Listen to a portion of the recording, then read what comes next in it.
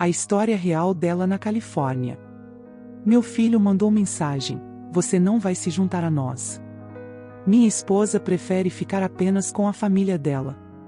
Depois que paguei todas as férias, congelei o fundo de viagem antes da viagem. Eles embarcaram no avião. O cartão, não. Você deveria entender o seu lugar.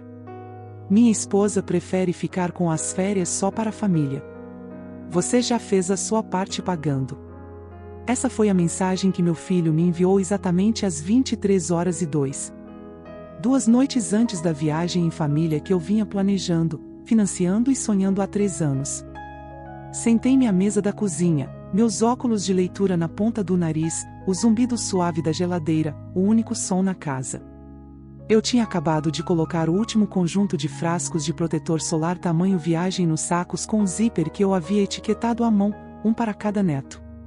Minhas mãos ainda estavam pegajosas de fita adesiva de embrulhar saquinhos de souvenir com chaveiros que diziam "Palolha" e "Vovó te ama". O telefone vibrou novamente. Outra mensagem. Não leve a mal, mãe. Não é pessoal. É apenas mais simples assim. Não respondi. Fiquei olhando para a tela brilhante até ela apagar. Então, coloquei-a com a tela virada para baixo sobre a mesa. Ele não ligou. Não agradeceu. Nem se deu ao trabalho de mentir com gentileza. Apenas uma fria e silenciosa reorganização familiar. Onde a mulher que o criou havia se tornado, nas palavras dele, não parte da família dela. Eu sabia que as coisas estavam mudando. Não foi só o jeito como Tânia, minha nora, me corrigiu na frente das crianças, ou o jeito como ela revirava os olhos quando eu contava histórias de quando meu marido e eu visitamos o Havaí pela primeira vez em nossa lua de mel. Nem foi como ela começou a hospedar férias na casa da mãe e se esqueceu de mencionar até o dia anterior. Não, o que me disse tudo o que eu precisava saber foi o jeito como ela olhou para mim. Não através de mim, mas passando por mim, como uma garçonete de restaurante que já tinha deixado a conta. Mesmo assim, nunca pensei que Nathan concordaria. Ele uma vez me escreveu cartões de Dia das Mães que me fizeram chorar. Ele costumava me trazer tulipas cor-de-rosa todo mês de março, mesmo quando se mudou de estado. Quando era menino, dizia aos professores que eu era sua melhor amiga. Guardei o desenho que ele fez na 2ª série, aquele em que eu tinha uma capa e a legenda dizia: "Minha mãe salva o dia". Aparentemente, eu não fazia mais parte daquela história. Olhei para a pequena mochila que eu havia preparado para mim. Dentro havia 2 vestidos de verão que eu não usava há anos, uma foto do meu falecido marido que eu planejava colocar na mesa de jantar durante nossa noite na praia e uma caixinha de fósforos para a vela que eu queria que todos nós acendêssemos em sua memória. A vela era de lavanda, seu aroma favorito. Eu nos imaginei descalços na areia enquanto o sol se punha no oceano. Imaginei meu neto segurando minha mão e perguntando: o vovô também amava a praia? E eu diria que ele amava o suficiente para me trazer aqui antes mesmo de termos condições financeiras. Ele amava mais porque a compartilhava comigo. Mas isso não aconteceria agora, porque eu não fui convidada. Eu havia pago pela casa de praia. Reservei os voos. Organizei os traslados do aeroporto, os ingressos para o luau, as aulas de mergulho com snorkel, as cestas de café da manhã. Passei horas ao telefone com um agente de viagens, certificando-me de que as camas eram macias o suficiente para as crianças e as passarelas planas o suficiente para o joelho ruim da mãe de Tânia. E agora eu era um item riscado, o caixa eletrônico que transferia os fundos e depois desaparecia silenciosamente. Fiquei sentada na cozinha por um longo tempo. O relógio marcava meia-noite. A casa estava escura ao meu redor, mas não acendia luz. Deixei o brilho fraco das lâmpadas do armário sob o teto projetar longas sombras sobre os balcões que eu havia esfregado mais cedo naquela noite. Por um momento, senti vergonha, não raiva, nem mesmo tristeza, apenas vergonha. Do tipo silencioso e doloroso que faz você se sentir um idiota por ter esperança. Pensei em ligar para ele. Cheguei a atender o telefone. Mas o que eu diria? Isso dói. Ele sabia que você tinha mudado. Claro que tinha. Por favor, deixe-me ir. Eu não podia implorar. Não depois de tudo o que eu tinha dado. Coloquei o telefone de volta no gancho. Em vez disso, levantei-me, caminhei lentamente até minha mesa na sala de estar e liguei meu velho laptop. A tela piscou, lenta, mas familiar. Cliquei para abrir a pasta intitulada Fundo de Viagem para o Havaí. Lá estava, o total que eu vim acumulando desde o dia em que me aposentei, $21.763,84. Tudo começou com notas de $10 guardadas em envelopes. Depois, comecei a vender móveis antigos e, em seguida, a dar aulas de inglês online à noite. Cada dólar tinha sido investido nessa viagem. Eu tinha criado uma conta para o fundo de viagem, vinculado aos pagamentos da vila, das passagens aéreas, dos serviços.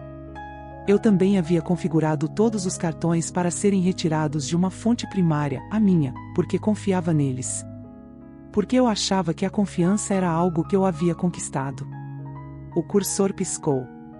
Passei o mouse sobre o botão que dizia congelar conta. Um simples clique pausaria todos os pagamentos. Um telefonema para a agência de viagens interromperia tudo. Não cliquei. Ainda não. Em vez disso, abri um documento em branco e comecei a digitar outra coisa. Não uma resposta a Nathan. Não um apelo. Uma lista. Uma nova lista de nomes, mulheres da igreja que não saíam do estado há 20 anos. Minha amiga Carol, cujo filho não falava com ela desde que ela teve câncer, Louise, que enterrou o marido no outono passado e ainda levou a foto dele para o estudo bíblico. Francis, que ajudou a criar os netos, mas não foi convidado para a formatura deles. Beverly, que me disse no mês passado que ninguém nunca tinha tirado uma foto dela na praia. Salvei o arquivo. Depois, voltei para a página do banco. Cliquei em congelar. Uma pequena caixa apareceu. Tem certeza de que deseja pausar todas as transações vinculadas? Cliquei em sim. Outra mensagem.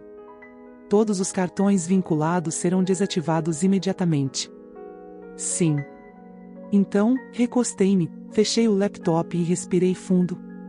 Peguei a sacola de lembranças que havia feito para meu neto mais novo. Peguei o chaveiro e o coloquei sobre a mesa. Depois, desembrulhei os outros, um por um. E pela primeira vez em 3 anos, me permiti imaginar um tipo diferente de viagem. Uma em que eu não fosse indesejada, nem um fardo, nem uma nota de rodapé, mas uma anfitriã. E sorri. Não por vingança, mas por algo mais forte, clareza. Tudo começou com um pote, um velho pote de vidro que eu guardava atrás da flor no armário da cozinha. Eu o chamava de pote dos sonhos, embora ninguém soubesse disso além de mim. Toda vez que eu deixava de comprar algo pequeno, um frasco de vitaminas, um filme alugado, um novo par de chinelos, eu pegava aquele dinheiro em espécie e colocava no pote. Não era muito no começo. $5 aqui, $5 ali, mas com o tempo cresceu silenciosamente, como a esperança tende a fazer. Por 3 anos eu economizei. Cancelei minha TV a cabo. Parei de comprar meu chá favorito. Dei aulas particulares online para ter uma renda extra, mesmo quando minhas articulações doíam e meus olhos ardiam. Eu diminuía o aquecimento à noite e usava meias duplas. Recusava convites para almoçar, dizendo aos amigos que eu tinha um mês difícil. Eles não sabiam que eu estava investindo cada centavo naquele pote. Para quê? Para uma lembrança. Para um último momento lindo em família. O Havaí não era apenas um destino. Era um símbolo. James e eu tínhamos ido para lá em nossa lua de mel.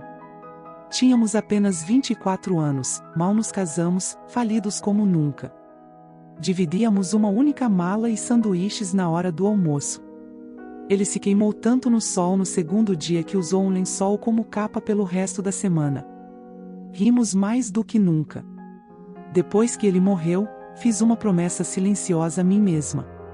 Levaria a família para lá. Deixaria os netos verem o que ele viu. Deixaria Nathan sentir areia quando seu pai andasse. Talvez isso nos reconectasse. Talvez o lembrasse de onde ele veio, de quem o amou primeiro. Então planejei. Pesquisei vilas que pudessem acomodar todos nós 9. Liguei para a agência de viagens uma dúzia de vezes para perguntar sobre a acomodação, as necessidades alimentares e o acesso para a cadeira de rodas para a mãe de Tânia. Encomendei camisetas personalizadas com o nome de todos e as palavras "Família é para sempre 2023" estampadas na frente. Escolhi uma casa de praia com fogueira. Imaginei nós sentados ao redor dela acendendo velas uma a uma, cada um dizendo uma palavra para descrever James. Eu levava a foto dele, aquela dele rindo com a cabeça jogada para trás, o sol no cabelo, e a segurava enquanto todos dizíamos algo bom. Imaginei silêncio, depois lágrimas, depois risos, mas principalmente imaginei ser vista, ser agradecida, ser abraçada. Nada disso aconteceu porque, em algum momento, deixei de fazer parte da foto. Não me refiro apenas à metafórica. Refiro-me literalmente. Percebi isso aos poucos. Menos fotos em grupo. Quando eles posavam no dia de ação de graças, Tânia dizia: "Vamos fazer uma só das crianças. Depois, vamos fazer uma só com a nossa família." E quando terminavam, não havia tempo para uma comigo. No Natal, todos usavam suéteres combinando, vermelhos com árvores brancas. O meu era azul. Eu nem sabia que havia um plano. Nathan ignorava. "Ah, você não curte essas coisas, mãe." Mas eu curtia. Só não me convidavam. Tânia cuidava dos aniversários. Ela organizava tudo na casa da mãe. Fui convidada, mas me senti como uma convidada. Uma vez, ela disse a alguém: "A mãe do Nathan também está aqui." Como se eu tivesse entrado sem ser convidada. E ela sempre sorria como se não quisesse fazer mal. Mas o mal nem sempre vem com vozes alteradas. Às vezes, vem com exclusão, com omissão, com ser a única deixada de fora de cada foto, de cada história, de cada lugar à mesa. Mas, ainda assim, eu planejei. Eu me segurei porque essa viagem nos reuniria novamente. Porque quando estivéssemos todos sob aquele céu havaiano com ondas sussurrando contra a praia e crianças gritando na areia, talvez o amor fosse suficiente para lembrá-los. Essa foi a história que contei a mim mesma. Esse foi o sonho que construí com sacrifícios, pequenos e silenciosos, até aquela mensagem, aquela única mensagem que transformou um sonho de 3 anos em uma dispensa de 3 segundos. Você já fez a sua parte pagando. De repente, cada chapulado, cada noite fria, cada hora de aula particular olhando para uma tela parecia bobagem. Eu não estava construindo uma ponte. Eu estava construindo um pedestal, um que eles nunca planejaram visitar. Pensei nas velas que eu tinha levado, no momento em que nos imaginei de mãos dadas perto da lareira. Mas a verdade me atingiu como uma onda quebrando forte contra a rocha. Eles não queriam minhas histórias. Eles não queriam minhas memórias. Eles só queriam meu dinheiro. E agora que o tinham, queriam que eu desaparecesse. Naquela noite, fui até o armário e desfiz minha mala. Coloquei a vela de lavanda na mesa ao lado da foto de James. Então, sentei-me em silêncio e me perguntei algo que nenhuma mãe deveria ter que perguntar. Quando me tornei um fardo na família que construí? Na manhã seguinte à mensagem, acordei mais cedo do que o normal. Não porque eu tivesse algum lugar para ir, mas porque não conseguia dormir. Eu continuava ouvindo as palavras dele na minha cabeça. Nem mesmo a voz dele, apenas as palavras. Frio, digitado, entregue através de uma tela. Você já fez a sua parte pagando. Eu me movia pela casa como um fantasma, dobrando o mesmo cobertor 2 vezes, endireitando o porta-retratos que já estavam retos, limpando o balcão da cozinha, embora estivesse impecável. O silêncio me envolveu. Ele zumbia nas paredes. Mais tarde naquela tarde, abri meu e-mail para verificar um recibo de supermercado e foi então que o vi. Assunto: advogado final. Passagem da família ao enviada pela agência de viagens. Cliquei sem pensar. Um detalhamento completo de horários de voos, horários de check-in na vila, excursões, reservas para jantar, retirada de carros alugados, tudo o que eu havia trabalhado tanto para organizar. Rolei a página lentamente, os olhos buscando a confirmação do que eu já suspeitava, mas não queria encarar. Havia 8 nomes.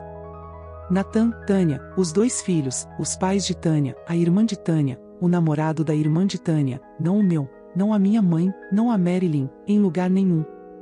8 passagens aéreas, 8 cartões de boas-vindas, 8 hóspedes registrados na vila. Eu não era um deles. Olhei para a tela, minha mão pairando sobre o mouse. Então dei zoom. Talvez tivesse havido um erro. Talvez eu estivesse abaixo do hóspede 9. Talvez eles tivessem me adicionado separadamente. Talvez.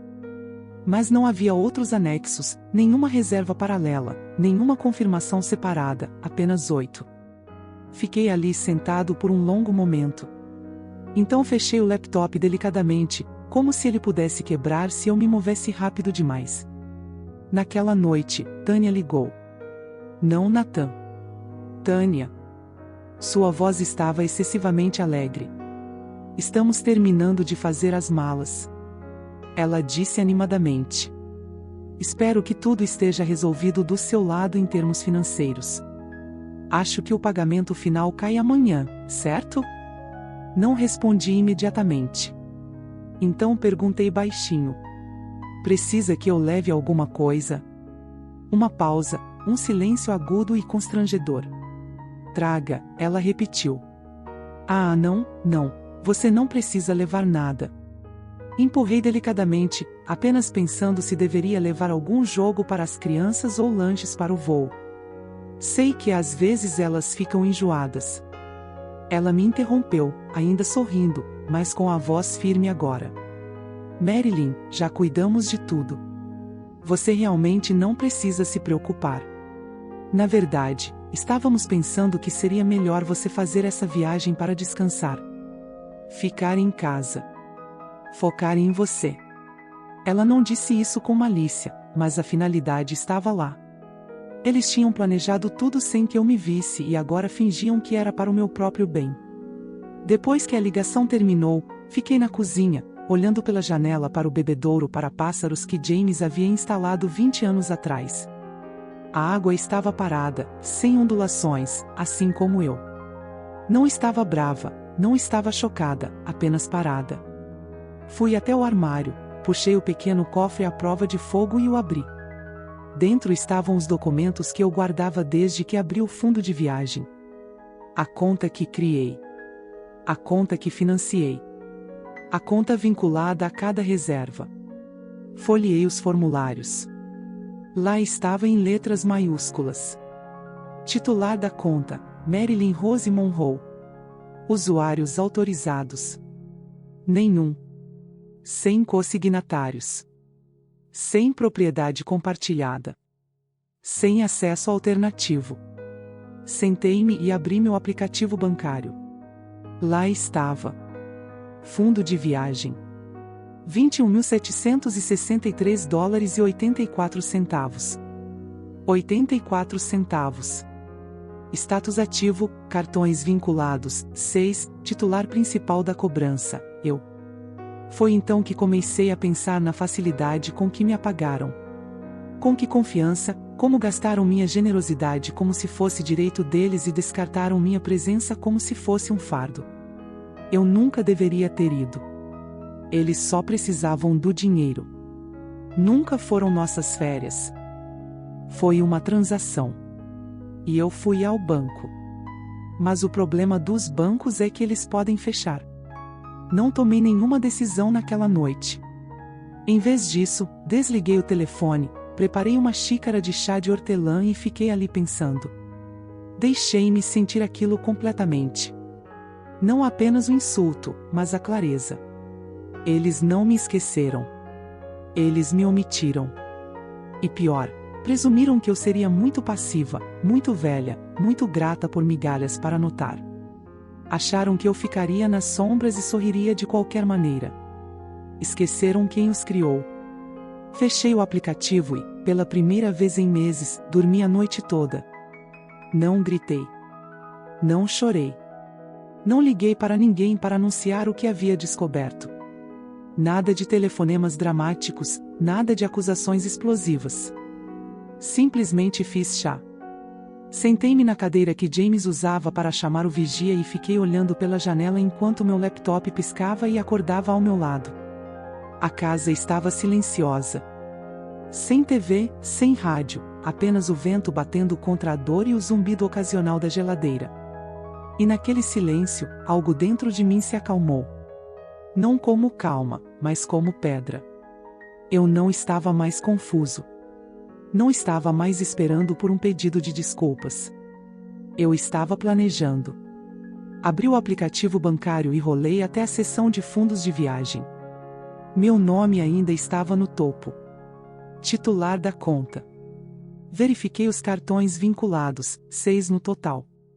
Um para o resort, um para a locadora de veículos, um para a companhia aérea, 3 para despesas extras, alimentação, excursões, entretenimento. Tudo pronto para saque automático da mesma fonte, meu fundo. Cliquei na aba de configurações. Lá estava. Modo de congelamento de bloqueio de transação. Passei o mouse sobre o botão.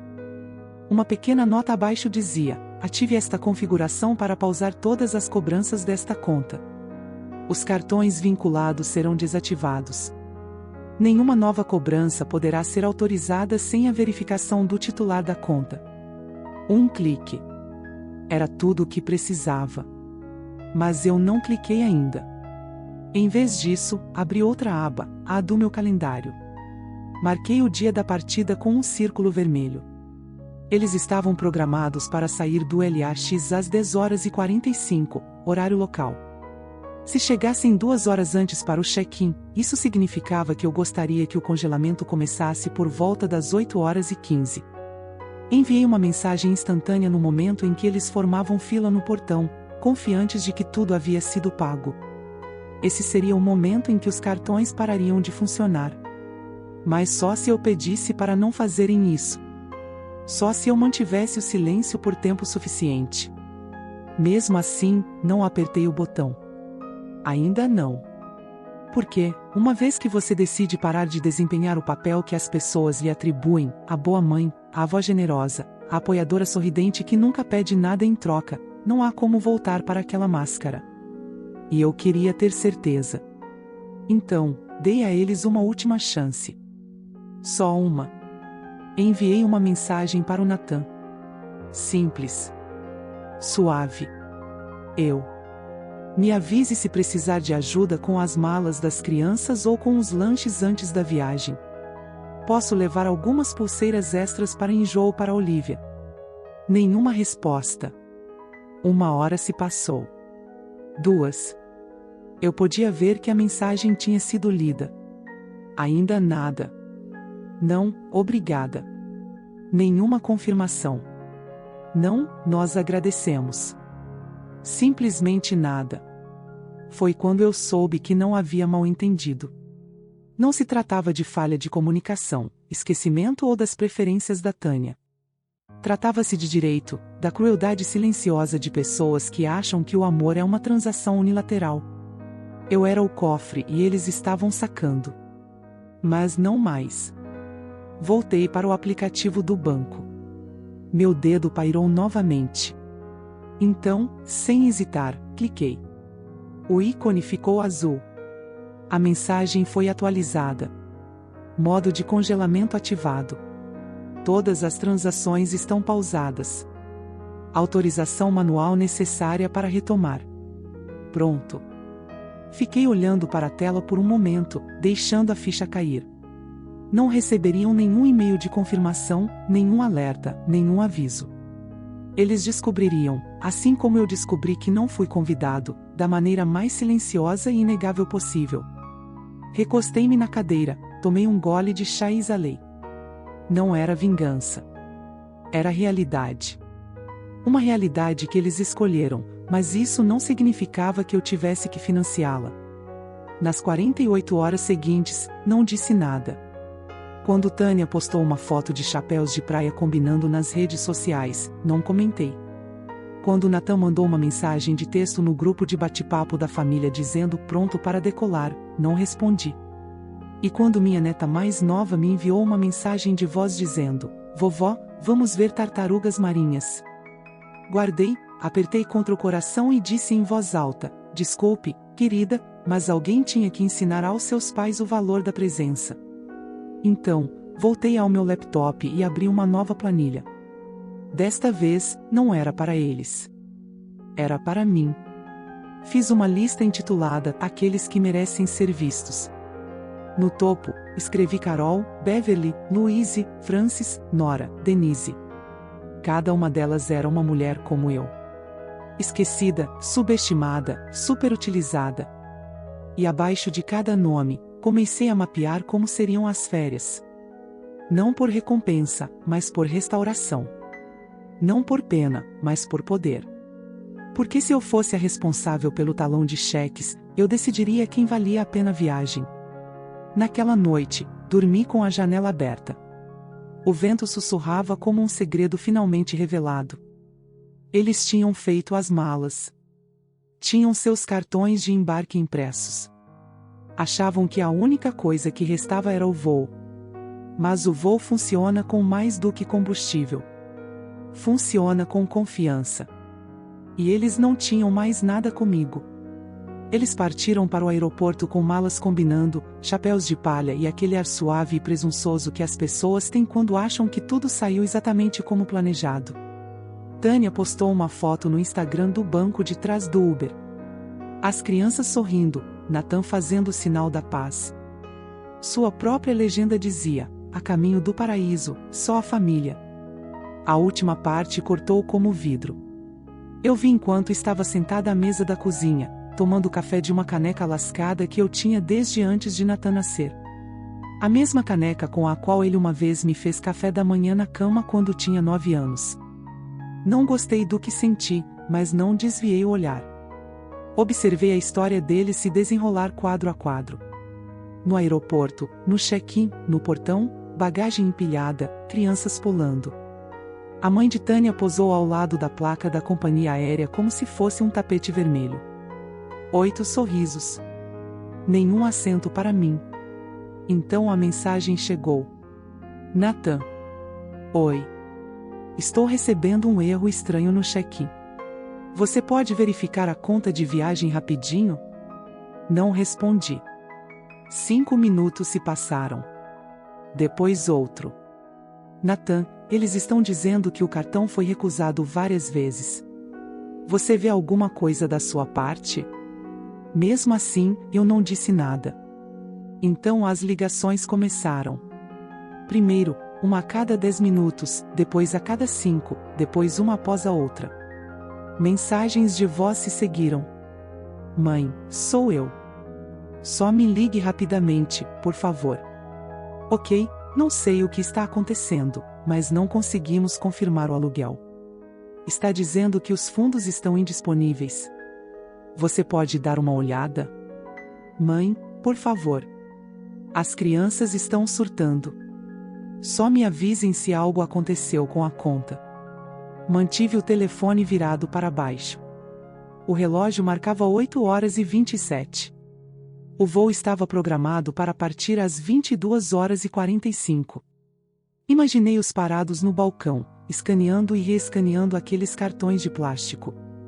Tânia ficando mais frenética a cada bip de negação. Seus pais fazendo perguntas em tons baixos e ásperos. Nathan suando, tentando fingir que ainda estava no controle. Então veio uma mensagem de voz com um tom diferente. Um sussurro baixo e urgente. Mãe, não sei o que você fez, mas se for por causa da mensagem, podemos conversar. Sem desculpas, sem admissão, apenas uma oferta para conversar agora que os planos deles fracassaram. E ainda assim, eu não disse nada. O resort ligou em seguida, não para o meu telefone, mas por e-mail. Assunto: solicitação de cancelamento de reserva confirmada. Prezada senhorita Monroe, processamos o cancelamento solicitado da sua reserva na vila. Devido ao bloqueio da conta, as cobranças associadas foram estornadas. De acordo com sua autoridade como única titular da conta, nenhuma outra ação é necessária. Esperamos recebê-la em breve. Li uma vez, depois duas, e finalmente me permiti um pequeno e amargo suspiro de alívio. Eles não seriam bem-vindos. Não ali, não agora. Talvez nunca. Às 10h40, Nathan mandou outra mensagem: estamos embarcando. Me ligue, por favor. Mas eu não liguei. Eles decolaram sem um lugar para pousar, porque dinheiro só é garantia quando lastreado em confiança, e eles haviam quebrado a deles. Ao meio-dia, eu tinha mais de 50 chamadas perdidas de Nathan, de Tânia e até da mãe dela. Não dei mais ouvidos às mensagens de voz. Em vez disso, fui dar uma volta. O ar estava quente. Os pássaros cantavam. Um vizinho acenou e perguntou se eu estava indo para algum lugar nas férias de primavera. Sorri e disse: ainda não, mas em breve. Quando voltei, o telefone finalmente havia parado de tocar. Em vez disso, havia uma nova mensagem. Nathan, olha, se foi por causa do que dissemos, talvez tenhamos errado. Ok, não sei. As coisas se complicaram, mas as crianças estão aqui. Eles estão animados. Ainda podemos consertar isso. Por favor, desbloqueiem a conta. Prometo que conversaremos sobre tudo quando voltarmos. Olhei para a tela.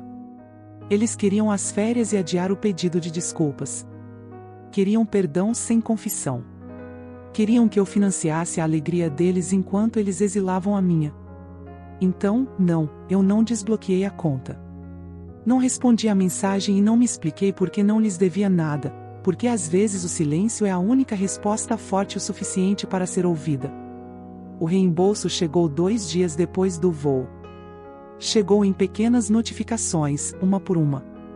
Primeiro o resort, depois a locadora de veículos, as taxas e impostos da companhia aérea, os pacotes turísticos, o depósito do chefe particular, as camas, o luau, a excursão de mergulho, tudo devolvido, tudo revertido, tudo meu novamente. Meu fundo de viagem, antes drenado pelo amor, estava cheio novamente. Mas desta vez, o amor não seria cego. Desta vez, eu o teria gasto de forma diferente. Não pelas aparências, não por pessoas que me viam como uma carteira com rugas. Desta vez, eu o dedicaria àqueles que sabiam o valor da memória, porque eles também viveram vidas de doação sem serem vistos. Abri meu caderno, o mesmo que eu usava para anotar as músicas favoritas de James, suas antigas receitas de pesca e os nomes de todos os netos. Virei para uma página em branco e escrevi 3 palavras no topo: as mulheres esquecidas. Abaixo, comecei a listar nomes. Carol, da igreja, uma viúva cujos filhos não eram visitados há 5 natais. Francis, que ainda usava sua aliança de casamento, embora seu marido a tivesse deixado há 30 anos. Beverly, que cuidou de um irmão com demência e dormiu em um catre ao lado de sua cama de hospital. Nora, que uma vez me disse: a pior parte da velhice não é a dor, é a invisibilidade. Lucille, minha antiga vizinha, uma bibliotecária aposentada que nunca tinha visto o oceano. E Dai, que uma vez me deu uma carona até a clínica quando torci o tornozelo e nunca me deixou retribuí-la. Fiz 6 telefonemas. Todas as conversas foram iguais. Olás hesitantes seguidos de um silêncio atordoado, depois descrença. Você quer me levar para onde? Para o Havaí, querida, por uma semana. Sem pegadinhas. Mas por que eu? Porque alguém deveria. Porque você importa.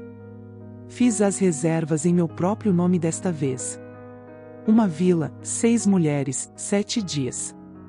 Sem tags, sem hashtags, sem legendas exclusivas para a família. Liguei para a agente de viagens e dei nomes diferentes.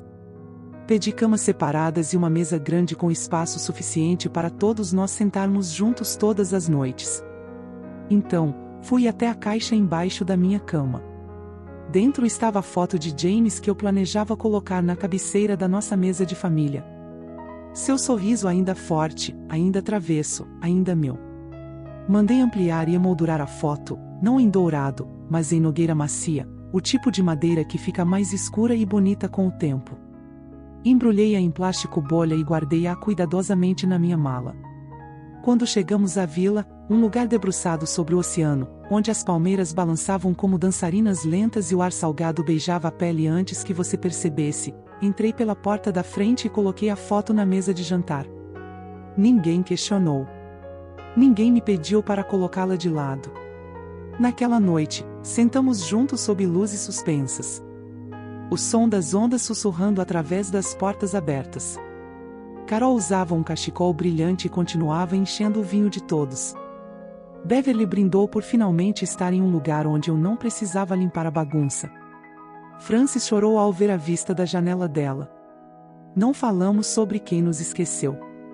Falamos sobre quem nos lembramos. Não comparamos cicatrizes. Mostramos um ao outro a força por trás delas. E James, meu James, assistia a tudo do centro da mesa. Seu sorriso nunca desaparecia. Todas as noites, acendíamos uma vela ao lado da foto dele. Cada mulher dizia uma coisa que gostaria que alguém tivesse dito a ela quando tinha 30 anos. Eu te vejo. Você tem permissão para descansar. Você não precisa merecer amor. Sua história importa. Você não é um fardo. Você nunca é invisível. Na última noite, caminhamos pela praia em silêncio. As estrelas estavam tão perto que parecia que você poderia estender a mão e enfiar uma no bolso. A água se enroscava em nossos tornozelos. A lua tornava prateada cada ruga, curva e cicatriz. Olhei para as mulheres ao meu lado. Mulheres que haviam se doado sem pedir, amado sem limites, suportado sem aplausos. E eu percebi uma coisa. Eu não os levei apenas para férias. Eu os trouxe para casa, para o outro, para si mesmos, para o lembrete de que a memória, quando compartilhada com as pessoas certas, se torna mais do que um flash no tempo. Torna-se um legado. O e-mail chegou 3 dias depois que eles voltaram. Eu tinha acabado de voltar de uma caminhada matinal, o oceano ainda sussurrando em meus ouvidos. Minha mala estava pela metade, com um abacaxi meio comido embrulhado na geladeira e o cheiro de plumeria ainda grudado nas minhas roupas. Sentei-me à minha mesa, abri minha caixa de entrada e lá estava. Assunto: só quero esclarecer as coisas para o Nathan. Olhei para ela por um longo momento antes de clicar. Oi, mãe. Já voltamos. Bem, não foi bem o que imaginávamos. Muita coisa deu errado, obviamente, e acho que parte disso foi culpa nossa. Não estou dizendo que tudo foi tratado perfeitamente. Talvez as coisas pudessem ter sido comunicadas melhor. Tânia diz: oi, a propósito. Ela estava realmente estressada e não queria te excluir daquele jeito. Acho que talvez ela só quisesse que a viagem tivesse um certo clima. Você sabe como ela se sente em relação à estrutura. Enfim, eu estava pensando. Talvez não tenhamos sido justos. Talvez tenhamos errado, mas estamos em casa agora e tentando resolver muita coisa. Honestamente, as crianças estão confusas e estamos tentando protegê-las de muito drama. Dito isso, estamos com dificuldades financeiras. Tivemos que remarcar um monte de coisas a crédito e está meio que crescendo como uma bola de neve agora. Então, eu só queria perguntar se você poderia considerar devolver o depósito original que demos para a viagem, ou pelo menos parte dele? Eu sei que você provavelmente se sente magoado, mas ainda somos uma família. Só me avise. Nathan, eu li uma vez, depois outra, depois uma terceira vez. Cada vez meus olhos encontravam um caminho de volta para uma frase. Se puder, você poderia considerar devolver o depósito original? Recostei-me na cadeira, deixando o silêncio pairar na sala. Eles queriam o dinheiro de volta. Não apenas um pedido de desculpas, não uma cura, não uma reconciliação. Eles queriam um reembolso. Pensei na palavra depósito como se tivessem investido algo, como se tivessem contribuído para uma visão coletiva. Mas eles não depositaram nada além de uma suposição. Suposição de que eu pagaria, de que permaneceria em silêncio, de que me sentiria grata por ser incluída, mesmo na periferia. Cliquei na pasta de itens enviados e encontrei a transação original. todos os pagamentos vieram do meu nome, da minha conta, do meu sacrifício. Não houve fundo compartilhado, nenhuma contribuição coassinada, apenas eu. Eles estavam me pedindo para dar meu dinheiro a eles para cobrir o custo de suas escolhas. Teria sido quase engraçado se não fosse tão familiar, porque é isso que as mães fazem, certo? Pagar a conta, engolir o insulto, suportar a dor e entregar a bênção, ser apagado da foto, mas ainda assim pela moldura. Fechei os olhos e imaginei a mesa de jantar no Havaí. 6 mulheres rindo, brindando, passando pão, James sorrindo do centro em sua moldura de nogueira. Sem exigências, sem expectativas, apenas presença, apenas paz. Então pensei no e-mail de Nathan, na ausência de qualquer pedido de desculpas real, na presença de desculpas, na inclusão conveniente do estresse de Tânia e na vaga sugestão de que eu deveria simplesmente entender. Mas entender não significa se render. E amor sem respeito não é amor de verdade. Reabri o e-mail, passei o mouse sobre o botão de resposta e fechei-o novamente. Não havia nada que eu precisasse dizer. Porque se você precisa explicar por que não reembolsa uma traição, a pessoa que perguntou nunca mereceu uma explicação, em primeiro lugar. Fechei o laptop e fui para a cozinha. Servi um copo de chá gelado e olhei pela janela. Um pássaro voou baixo pelo quintal, passando pelo sino dos ventos que James havia comprado em nosso 35º aniversário. Cantou uma nota tão leve quanto a memória, e eu sorri. Talvez eu não tivesse recebido um pedido de desculpas verdadeiro, mas não precisava mais de um porque tinha algo melhor. Eu tinha clareza e havia guardado o que era meu. Sentei-me na praia, com os dedos dos pés enterrados na areia quente e indulgente, observando a maré subir como a própria respiração. O céu estava daquele tom rosado que só aparece em cartões postais ou em memórias que você jura ter esquecido. Atrás de mim, a vila brilhava com o som de mulheres rindo, não alto, não para enfeitar, mas daquele jeito baixo e pleno que vem de algum lugar profundo, de algum lugar curativo. Francis estava contando uma história sobre a vez em que pegou o ônibus errado e acabou a 3 cidades de distância do ensaio do casamento. Carol estava tentando ensinar Beverly a dançar ola com uma flor atrás da orelha. Doi cantava baixinho uma velha canção de Ninar e Nora, a doce Nora, escrevia um cartão postal para si mesma, endereçado à casa para a qual, segundo ela, ninguém escrevia há mais de uma década. Eu os observava e pensava, é assim que uma família se parece quando ninguém tenta impressionar o outro. Apenas presença, apenas alegria, apenas permissão para ser. Levei muito tempo para entender que o amor não vem com volume. Vem com consistência, com presença, com escuta, com a escolha de alguém mesmo quando não é mais conveniente. Naquela noite, depois do jantar, nos reunimos lá fora, no pátio. Peguei a vela. Lavanda, a última. Eu havia trazido 7. 6 já estavam acesas. Cada uma por uma mulher diferente, cada uma carregando uma memória, um nome, um adeus que nunca puderam dizer em voz alta. Agora era minha vez. Coloquei a foto de James no centro da mesa. As mulheres ficaram em silêncio. Segurei o fósforo na mão. Isso, eu disse suavemente, deveria ser para todas elas, para minha família. Mas acho que talvez sempre tenha sido destinado a isso. Acendi o fósforo. A chama brilhou e depois se estabilizou. Acendi a vela e observei a cera começar a derreter. Lenta e segura, como o próprio tempo. Uma das mulheres, Beverly, estendeu a mão e tocou minha mão. Eu não achei que não senti isso de novo, ela sussurrou. Paz. Gratidão. Como se eu importasse. Ela olhou para mim, com lágrimas nos olhos.